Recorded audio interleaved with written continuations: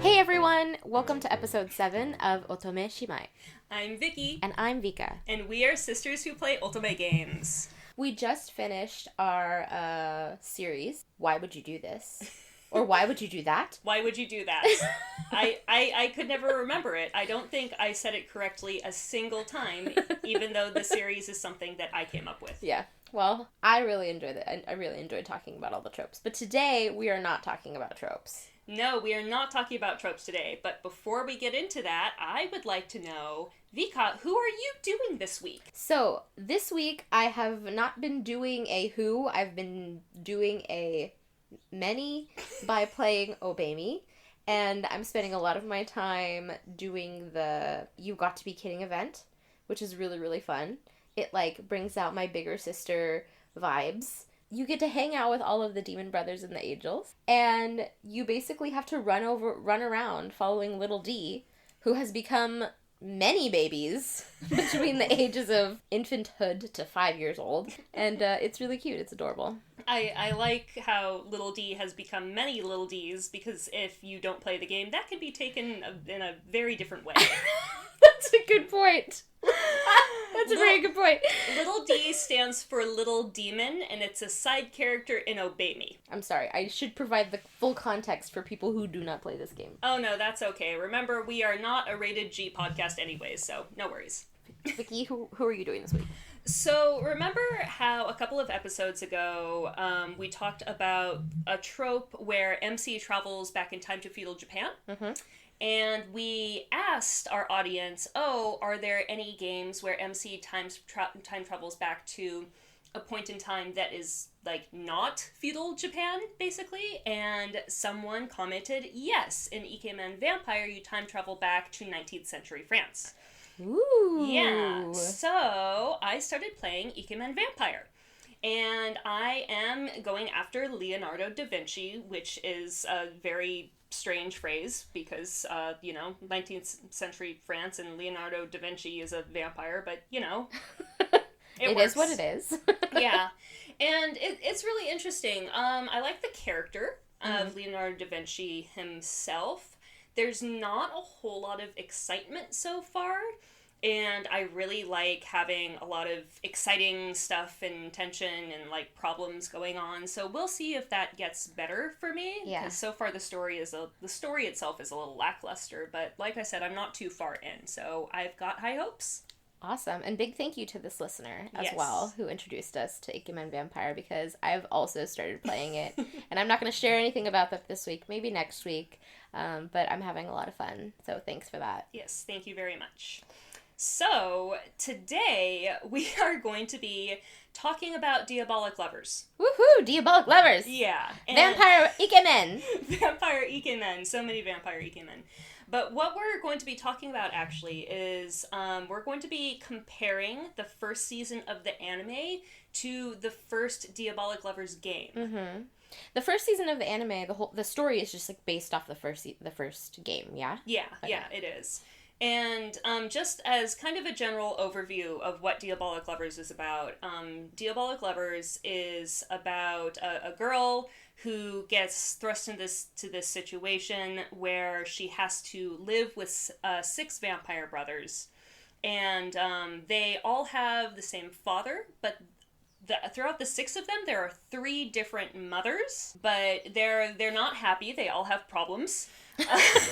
Daddy issues, mommy issues, all the issues, so many issues. So just to let you know, we're going to be talking about spoilers for both the first game and the first season of the anime. Yeah, so huge spoilers if you haven't played the first game, but I mean it's an old game by now. Yeah, when did you first play it? I played it in 2014, I think. And then I think the anime came out right after that, and I watched the anime around that time. I never played the game, but vicariously through you, I suppose. So I know that the first thing that Vka wanted to talk about was the opening. Oh my god! Can we please talk about how good the opening song is? Mr. Sadistic Night. Mr. Sadistic Night. Oh my gosh. So the format of the anime is that there are how many episodes? There are 12 episodes. 12 episodes. They're only 15 minutes long. It's very short. And we're running through it, we're watching it together, you know, just kind of as doing our, like, little piece of research for this episode. And every time the intro plays, I just cannot skip it. I cannot for the life of me skip it because it's so good. It's so catchy. And not only that, but I find that it's performed by the voice actors of Ayato and Shu, which is super cool. Like, I really love that touch. That actually they got the voice actors for 2 of the characters in the game to do the opening of the anime, Mr. Sadistic Night. Yeah, I liked it too. I don't think I'm into it as Vka is, but I was happy to not skip it because it is a good opening. Mm-hmm. The music in Diabolik Lovers is always good. No complaints there. Yes. So it's the way that they did this anime was really interesting. Because as I'm sure a lot of you know, the anime that's based on Ultimate games are not known for being amazing. And there are a couple of different ways to do it. One is you can do kind of the general plot of the overall game, or you could focus on the main character's route, or you could do what Diabolik Lovers did, which is try to, like, pick and choose scenes from every single route and shove them into one anime and try to make it coherent. Yes. Well, we'll talk about whether or not that worked later.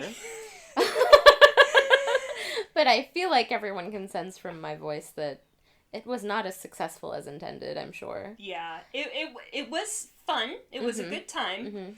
But let's just say that if you didn't have the context of playing the first game, yeah, you probably would be very confused. Well, okay, so that's the thing, is you played the game, and I didn't play it all the way through, so when I watched the anime, I was, like, huge gaps.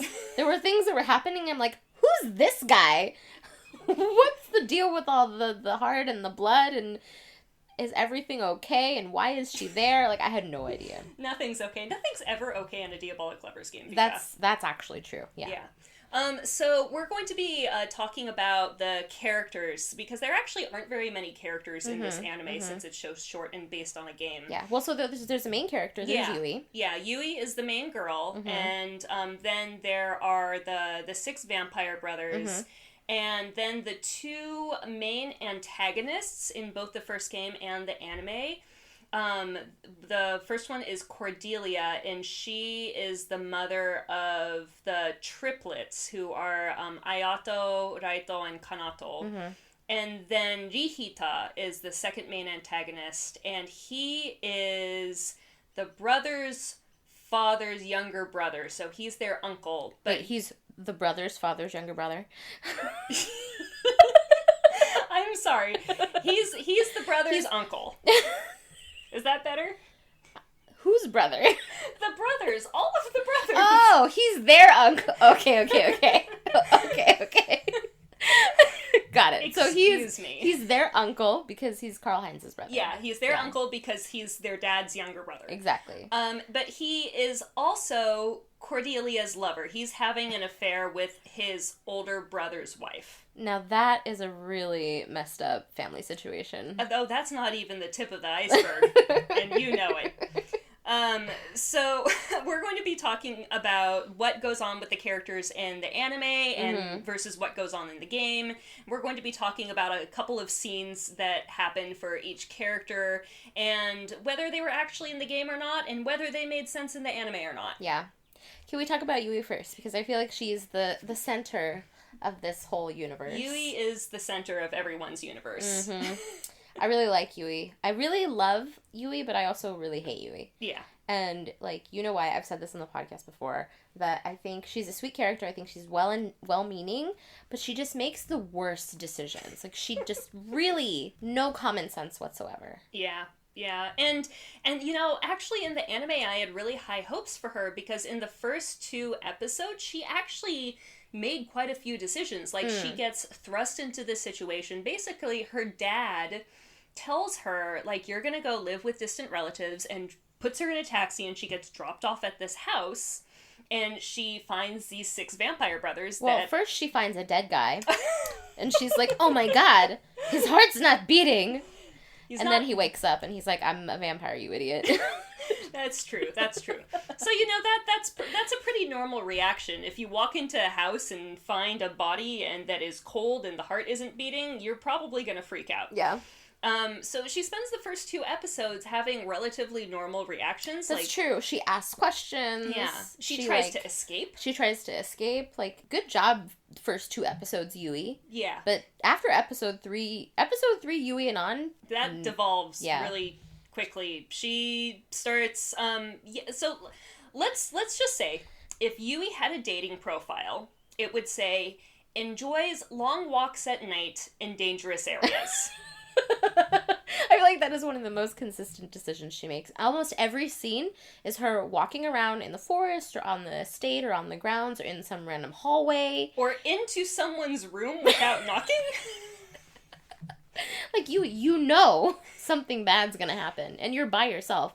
Not only that, but there's, like, so many scenes of her standing in the rose garden staring at roses. I don't know what the whole thing about roses...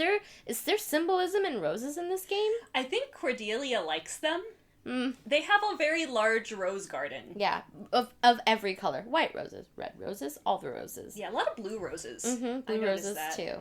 And it's pretty, but I don't need, like, the episodes are only 15 minutes long. Mm-hmm. I don't need a 1-minute montage of Yui standing in the rose garden every episode staring at roses. Like, come on, give me some character development. I need to know what's happening. Well, there is one piece of character development that I'd actually noticed. So not only, after the first 2 episodes, not only does her intelligence drop drastically, but she also stops speaking in full sentences. That's right. That's so right.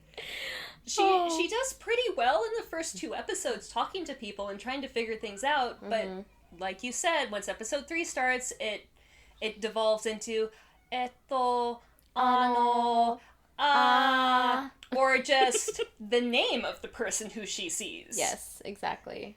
Like, Shu-san. And that's it. Or something happens to her and she goes, Nande? Yeah. Yeah. Why?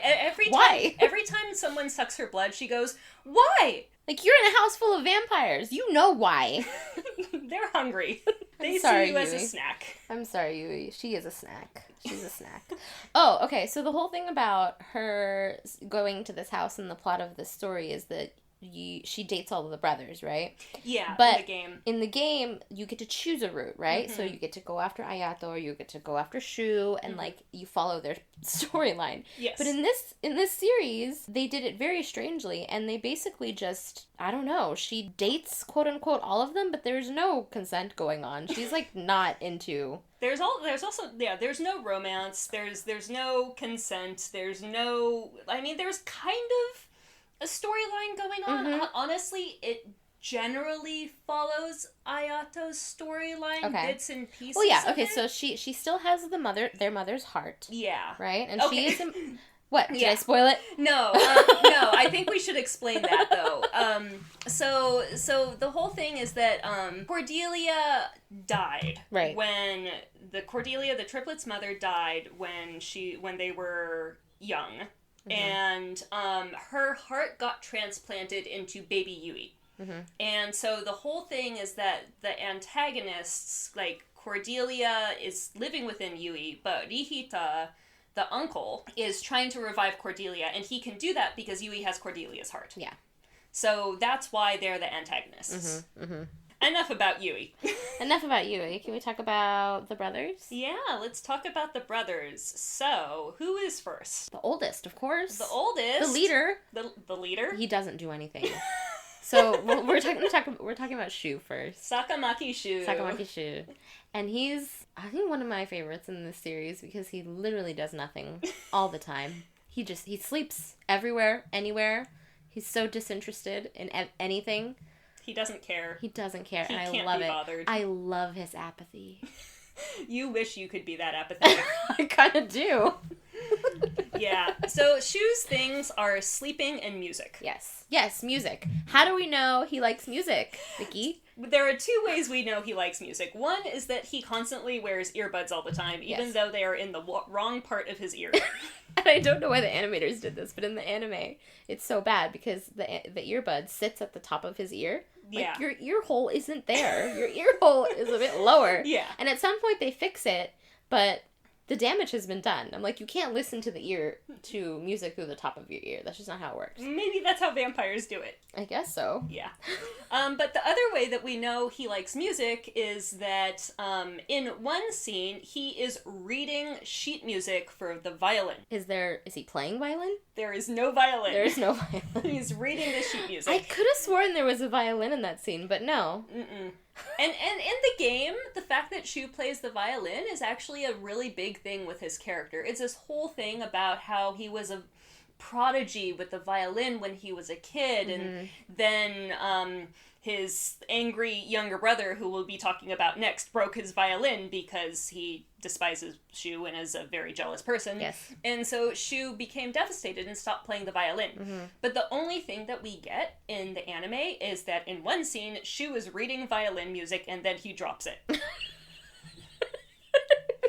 Yeah, That's it. True. And that he's apathetic. Anytime he interacts with Yui, she comes up to him. I don't even know why she does this. The scene where he's reading the violin music, she walks in and she's like, Shu, help me. And he gets up, come here. And he just starts sucking her blood. And she's like, why? Why are you sucking my blood? Yui, you know why he's sucking your blood. Why did you ask him for help? Well, but the best part of that scene is that he's napping in a mausoleum. That's true. I didn't provide the setup. He is napping in a mausoleum. And Yui decides to walk into this mausoleum and just happens to find Shu. And this is the thing about Yui walking around at night in dangerous places. Yes. A mausoleum on a vampire's estate is probably not safe. No, probably not. Yeah. So do we want to talk about Reiji then? Because, like, please let's talk about Reiji. Yeah. I love Reiji so much. Shu's the oldest. Reiji's younger than Shu, and they both have the same mother. Yeah, Shu and Reiji have the same mother. Reiji is the second oldest, and he hates that fact. Yeah. He's a very smart. He's smart boy. Mm-hmm. He's very smart. Very diligent. Very diligent. Does what his mother tells him to do. Does what his father tells him to do. Yeah. He very much wants to become like the next vampire king, and he's very about the rules and regulations and doing everything right. Mm-hmm. He would be the only helpful person in any type of emergency. He's a smart guy. If you had all 6 of these brothers, but he is also a straight up sadist. Yeah. Yeah, let's just say that if Reiji offered you some tea, don't drink the tea. Don't drink the tea. Guess what Yui does? She drinks the tea. She drinks the tea. And she gets poisoned. She does get poisoned. So, yeah, if I were ever in a room with him and he offered me tea, I would run for the hills screaming. Because I know I'd get poisoned. I wouldn't want to be in a room with him. Yeah, that's terrifying. Yeah, that's not a good place to be. Yeah, he has some real, like, big brother issues, some real mommy issues. And I feel like the mother, Beatrix, she was all about getting Shu to be the next successor. If she had only just paid attention to Reiji, who was, like, actually into doing what she wanted him to do, I feel like all of this could have been averted. Yeah, that's true. That's very, very true. But instead, she completely neglected Reiji. She put everything on Shu, and what ended up happening is Reiji murdered her. Well, there you go. That's what happens when you neglect your children. They murder you? I mean, I guess only if you're a vampire. Oh, actually, I don't think Beatrix was a vampire, was she? Yeah, I think she was. Oh. Yeah. But yeah, so that's Reiji in a nutshell. Reiji in a nutshell. Yeah. Smart, brilliant, but also sadistic. Mm-hmm. The triplets! The triplets. Why are you so happy? You don't like any of them. I don't like any of them. Well, okay, I like Creepy Baby. Okay. We're not talking about Creepy Baby yet. No, first we're talking about Ayato, who is supposed to be the main ally of the series. Yes. So basically the story, at least the anime, generally follows his route. Yeah, generally follows Ayato's route. Yeah. Red hair, doesn't know how to wear pants. He's an Ore-sama, but he's also an Ore-sama who has no real reason to be an Ore-sama? To have that amount of confidence, because he is not smart. No, he's not the brightest. Or talented. Interesting? Yeah, that too. I think the most interesting part about him is that he's an Ore-sama. Oh, he likes takoyaki. That's interesting. I like takoyaki. Does that make me interesting? I don't know. Are you a vampire who likes takoyaki? Yeah, I guess if you're a vampire, that definitely dials up the interesting level. Yeah. But since Ayato is technically the main ally, he interacts with Yui the most, which means he is the biggest dick to her. So, I mean, I think a great scene to show how much of a dick he is to her is that they're at school, and he asks Yui to make him takoyaki, so she makes him takoyaki. And then he's like, I'm still hungry, I'm gonna suck your blood. And he does at school, and then she passes out, and the next thing you know, he has somehow brought her home into their, like, downstairs pool. There's a pool, a giant pool inside this mansion. Yes. And there's a couch next to the pool. Yeah. And he places Yui on the couch. And waits for her to wake up. After she passes out at school. Yes. From blood loss. From blood loss. Then when she wakes up, he throws her into the pool. Yui doesn't know how to swim. This was a bad decision. Yeah, Yui doesn't know how to swim. And so he throws her into the pool, and as soon as he realizes she's drowning, he jumps in and gives her mouth-to-mouth underwater, and then sucks her blood underwater. And I feel like that defeats the purpose of the mouth-to-mouth. Like, let me save you, but then deplete you of your life juice. And why would you give someone mouth-to-mouth underwater? So they were underwater for a long time, and she was getting her blood sucked underwater. I mean, she's dead. Yeah, at that point. Does this happen? Is that a scene in the game? I'm pretty sure that's actually a scene in the game. Wow. Okay. Yeah. So they stayed true to doing the scenes from the game. Also, another thing is, you never see the pool again. That's true. You never see the pool again. The pool is in one scene, and then it leaves. I feel like they only showed this scene in order to show that Yui can't swim. Well, they showed it in order to show that Yui can't swim, but also there was this whole thing about how when Ayato was a kid, his mom would throw him in the lake whenever he did something wrong. Oh, that's right. In the flashback scenes, yeah. She says, like, something along the lines, if you don't study, I'm gonna, like, throw you in the lake and leave you there for eternity. Basically. That's really fucked up. I mean, yeah.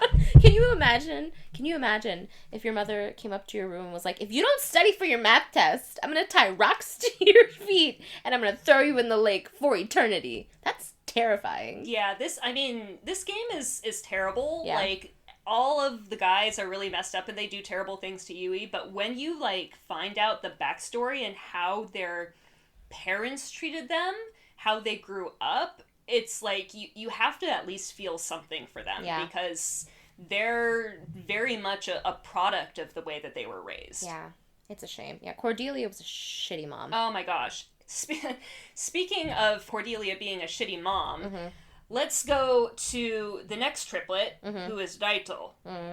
Yeah, and this one is uncomfortable to talk about why she was a shitty mom to him, because they really gloss it over, like, in the anime, and they gloss it over in the game. But I like watching the anime and not playing the game. I would never have known what you're about to explain.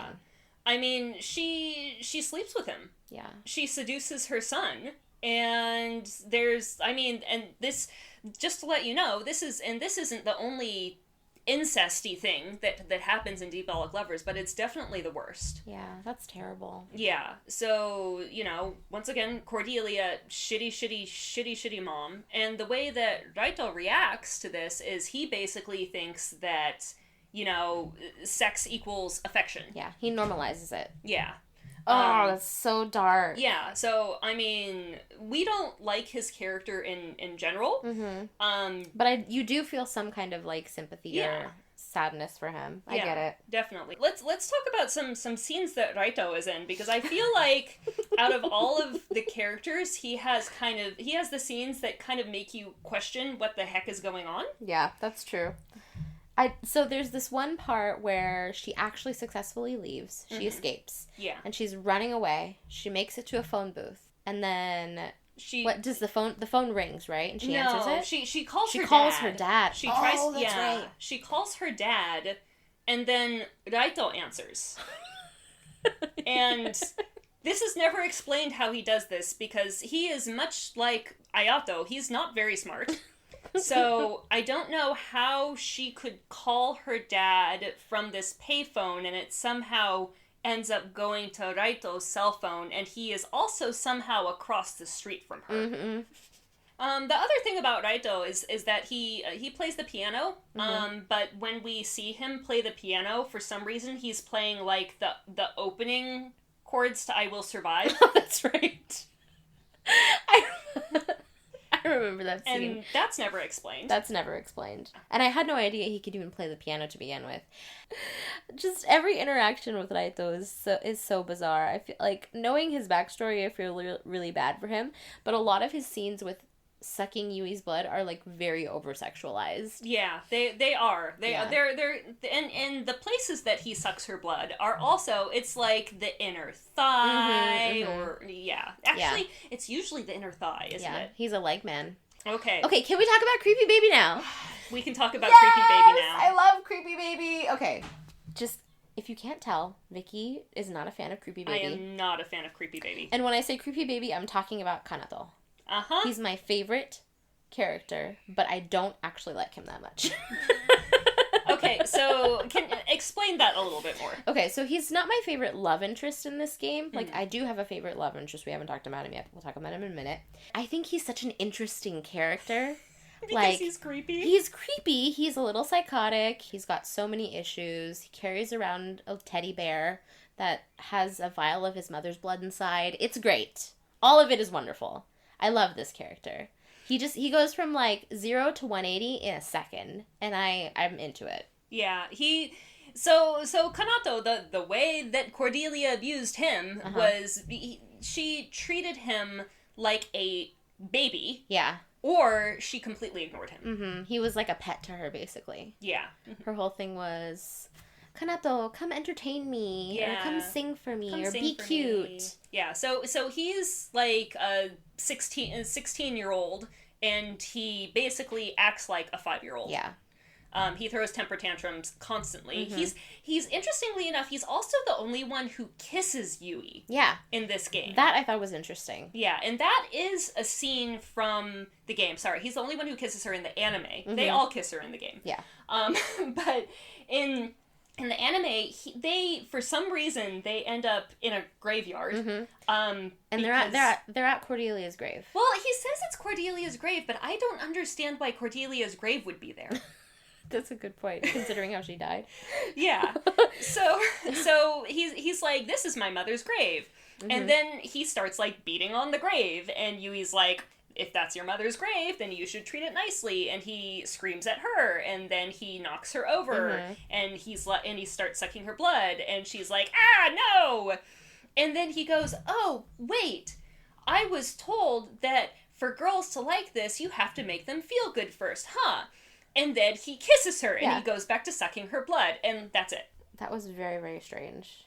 Yeah, and then cut scene to Teddy watching from a distance. That was funny. So, here we go. There's the next character we gotta talk about. Teddy. Okay. I know you don't understand, but I love Teddy as well. Teddy is Kanato's stuffed bear.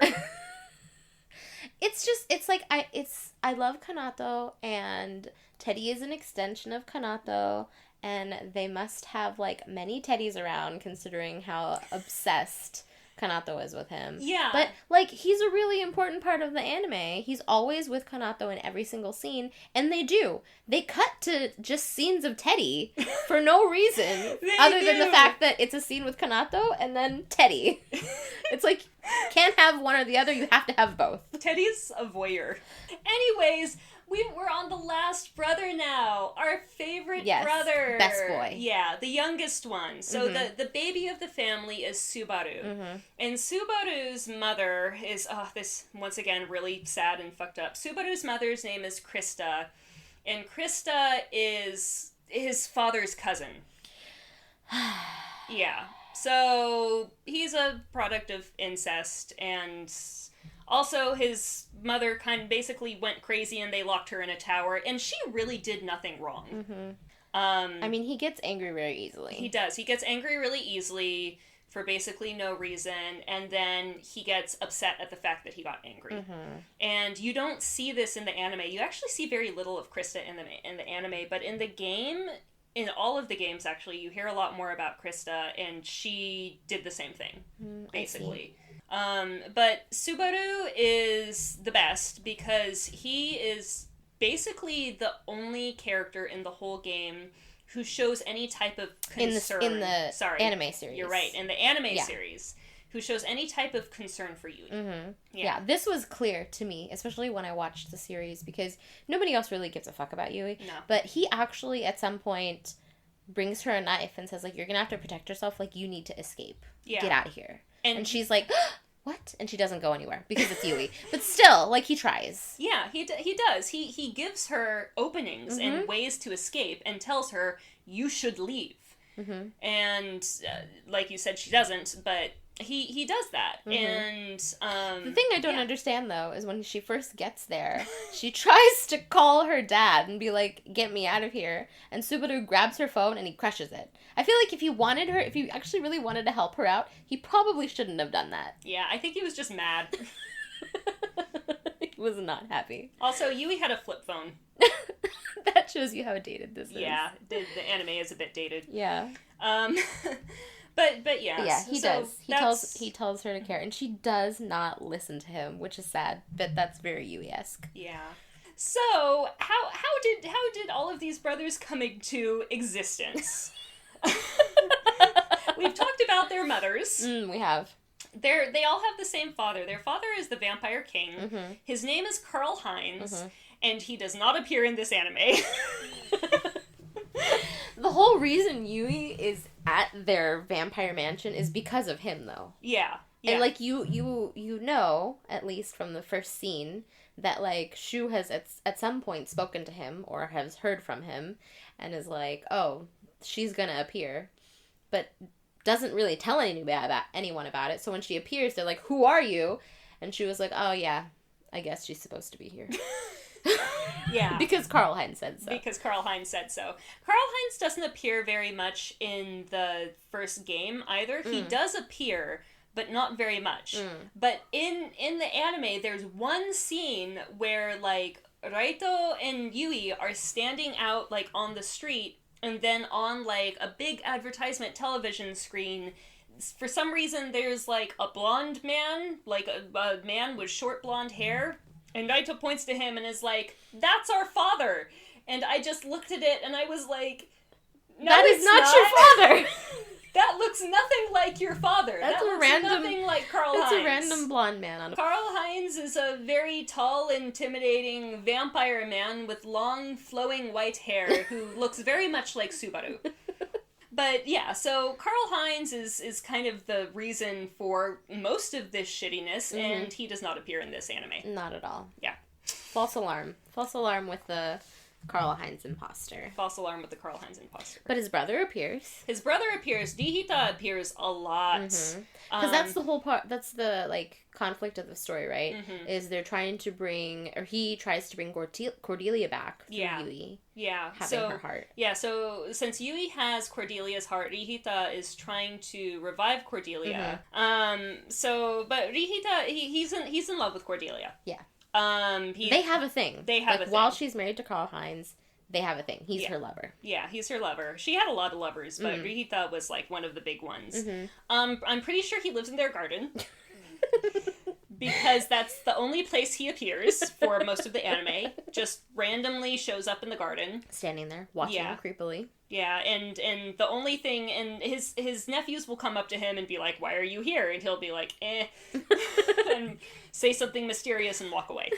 So helpful. Yeah, so helpful. Thanks, Rihita. Thanks, Rihita. But Rihita does not like his brother because he was in love with his brother's wife. Cordelia, triplets mom, really shitty mom. And she dies in a very, very interesting way. Yeah, I mean, she kind of deserves it, to be honest. Like, the three triplets, they, like, take turns in murdering her. Yeah, so... Basically.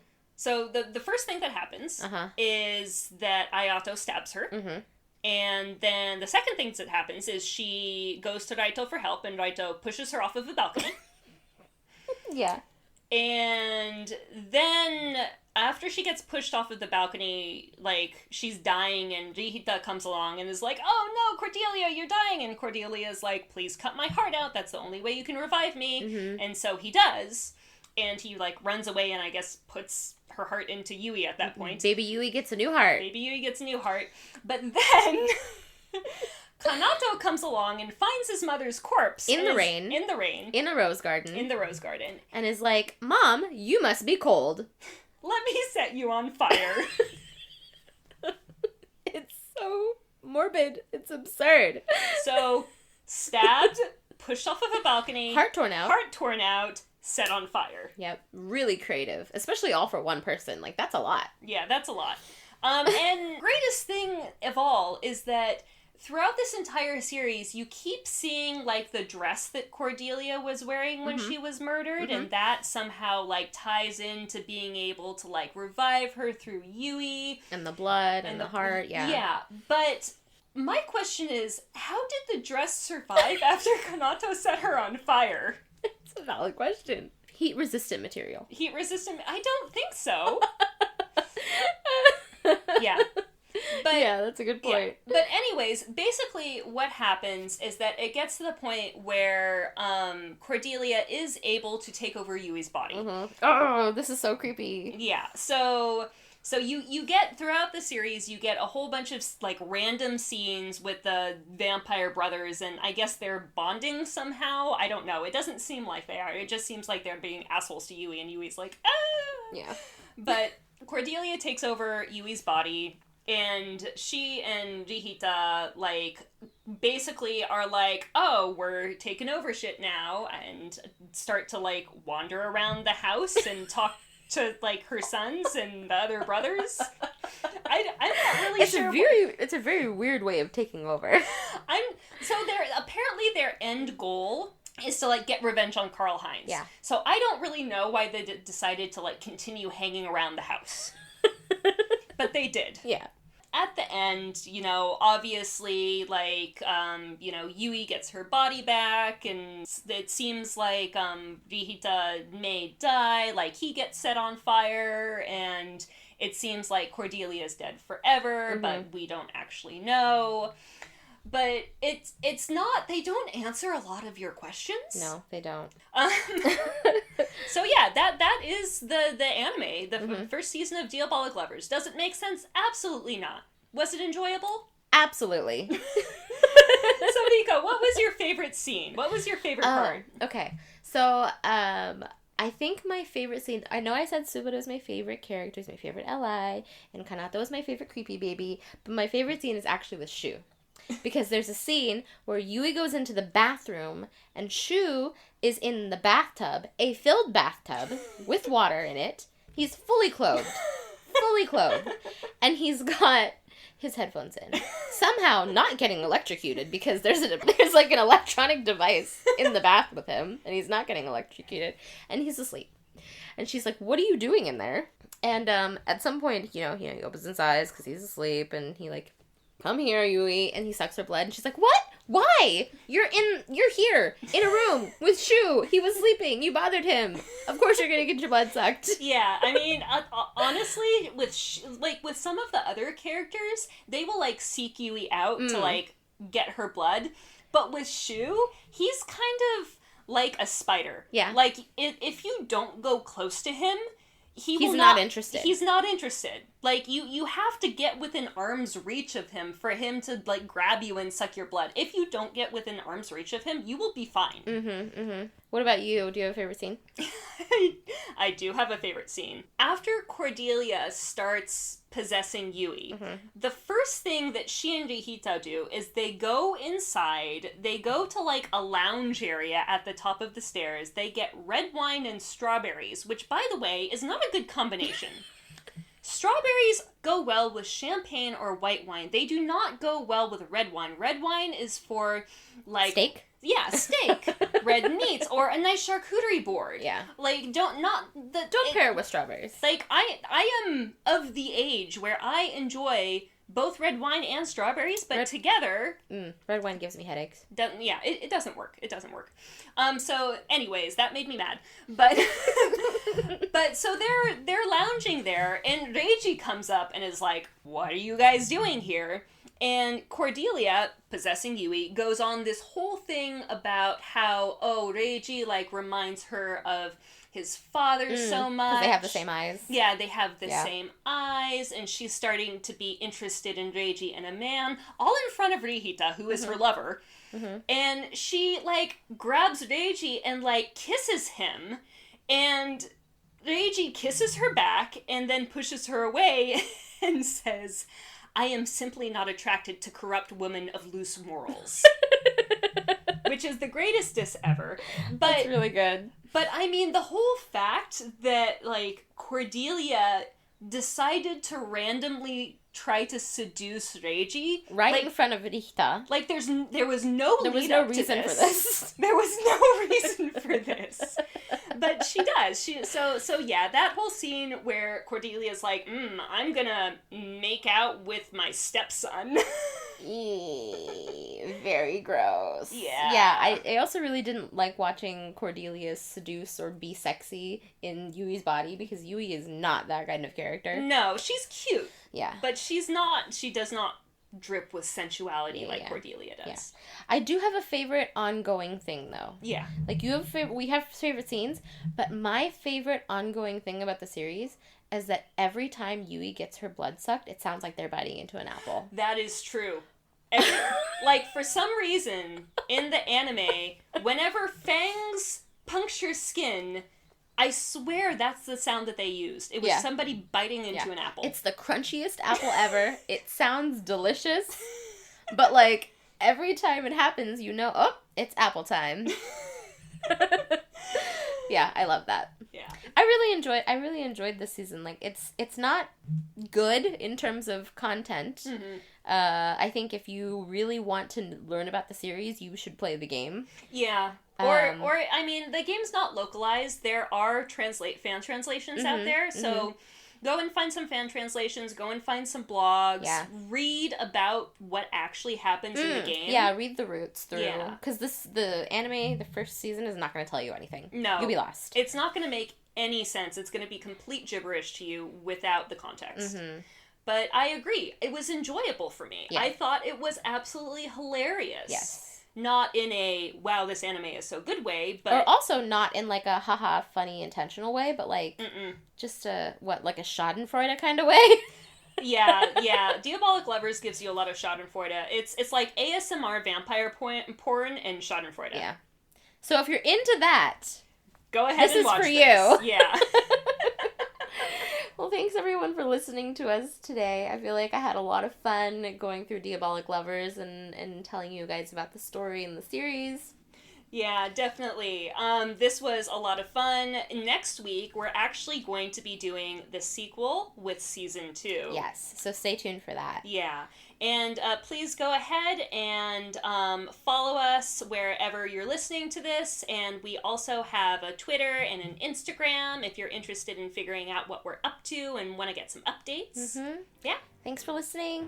Bye. Bye.